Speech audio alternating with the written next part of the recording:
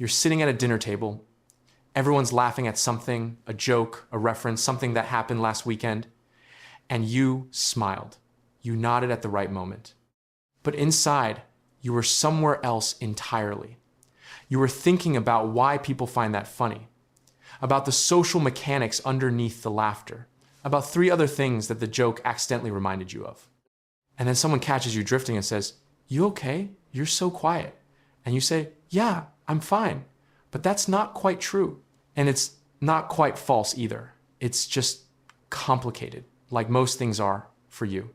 Here's what nobody tells you about having a very high IQ. It's not what the movies make it look like. It's not a superpower. It's not effortless genius or confident arrogance or solving equations on foggy windows. Most of the time, it's quieter than that, stranger than that, and a lot lonelier than that. What if the things you've always assumed were your flaws? The overthinking, the social exhaustion, the boredom, the relentless inner questioning were actually the signatures of a mind built differently. Not broken, not arrogant, not too much, just wired in a way that most psychology classes never bothered to explain. That's what this video is about. Habit 1, they live at a frequency no one else seems to be broadcasting on. There's a concept in neuroscience called neural efficiency. Researchers like Richard Hayer at UC Irvine spent years scanning brains during complex problem-solving tasks. What they found flipped the common assumption. High IQ individuals don't use more of their brain, they use less. Their brains are more efficient, like a high-performance engine that burns less fuel to go further. But here's what that actually feels like from the inside. It feels like watching everyone else struggle with a puzzle you solved in the first 10 seconds. Not because you're better, but because your mind compressed the problem differently. And now you're standing there, finished, with nowhere to go, trying to look busy so no one feels uncomfortable. Some people with high IQs describe it as living inside a movie that's playing too slowly. Your thoughts arrive faster than conversations can accommodate. You begin to self-edit, trimming down your ideas before you speak them, because you've learned that the full version doesn't land. And over time, that editing becomes a habit, a kind of psychological shrinking. This is where the loneliness begins. Not from isolation, from translation failure. Habit 2, they question everything, including themselves.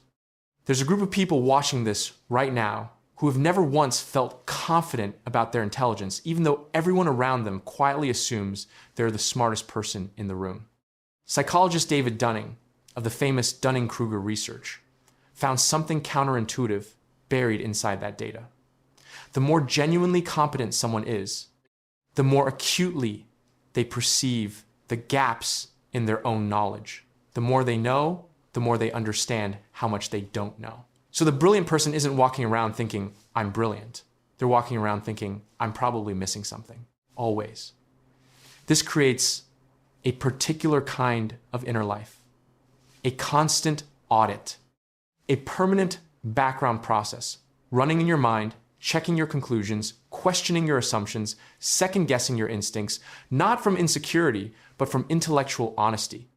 The world calls this anxiety, or perfectionism, or being too hard on yourself. But sometimes it's just a high-resolution mind refusing to accept low-resolution answers. Habit 3, they got lost inside their own minds very early. Imagine this. You're 8 years old. It's a summer afternoon. The other kids are outside playing something loud, something with rules you find too simple to stay interested in. And you're sitting by the window, not because you were told to, but because you drifted there. You're watching a spider build a web in the corner of the pane, and you spent the last 40 minutes thinking about whether the spider knows it's building something beautiful, or whether beauty only exists in the mind of the observer. You weren't sad. You weren't lonely in that moment. You were completely, utterly absorbed. And then someone called you inside, or called you strange, or told you to go play. And something in you learned, quietly, that this inner world was meant to be kept private.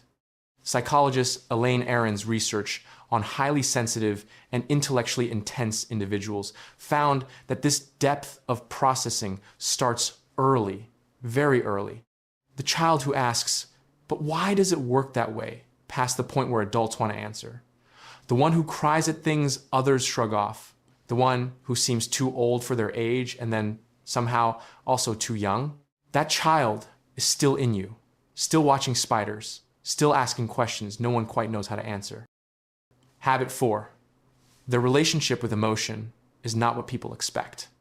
There's a myth, a persistent, damaging myth, that high intelligence and deep emotion are opposites, that the coldly logical person and the deeply feeling person are two different types.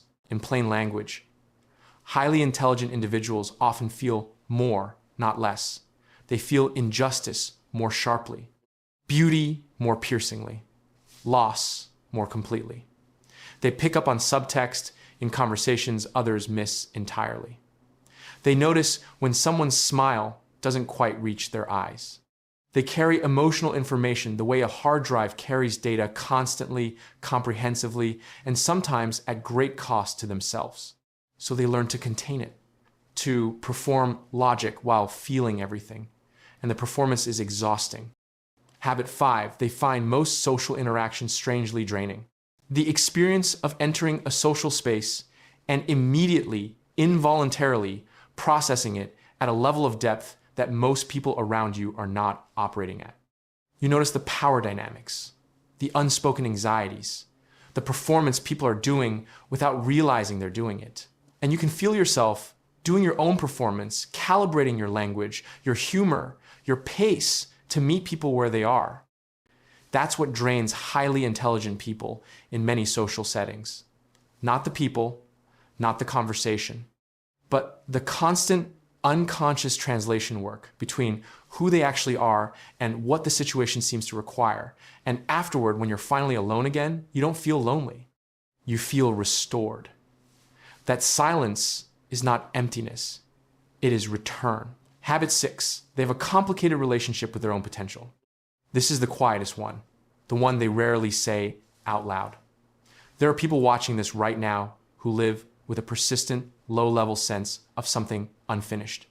Not failure exactly. Not sadness exactly. A kind of awareness that what they could do and what they are doing are not the same thing. And an inability to fully explain, even to themselves, why the gap exists. The psychologist Abraham Maslow described what he called the Jonah complex, a fear not of failure, but of greatness. The shrinking back from your own potential because its full expression feels dangerous somehow. Too visible, too exposed, too much to maintain. Highly intelligent people often live in this complex. They can see clearly, sometimes painfully clearly, what they are capable of. And they can see with equal clarity all the ways that capability might be misused, misunderstood, or ultimately meaningless in the vast architecture of human history. So they hedge, they delay. They call it perfectionism, or fear of failure, or procrastination. But underneath that is something more philosophical. A mind that thinks in systems asking, is it worth building anything when everything eventually falls? That's not depression. That's not laziness. That's a person who takes the weight of their own existence seriously. There is a long tradition in psychology, in philosophy, in the quiet margins of human history of minds that move differently from the majority. Minds that asked questions before answers were welcomed. Minds that saw patterns others dismissed. Minds that felt the world's contradictions so completely they sometimes struggled to live inside them without breaking. These minds were not always celebrated. They were often misread, often lonely, often convinced for long stretches of time that something was fundamentally wrong with them. But what neuroscience is slowly, methodically confirming is something those minds always suspected. Somewhere deep and unspoken, there was never anything wrong with them. There was only a mismatch. Between a mind and the environment it was handed, between a frequency and the channel it was placed on, between a depth of processing and a world that generally rewards speed. If you watch this entire video, if you found yourself nodding or pausing or sitting very still, then maybe some part of you recognized yourself in this. And if you did, that recognition is not vanity. It is the beginning of understanding.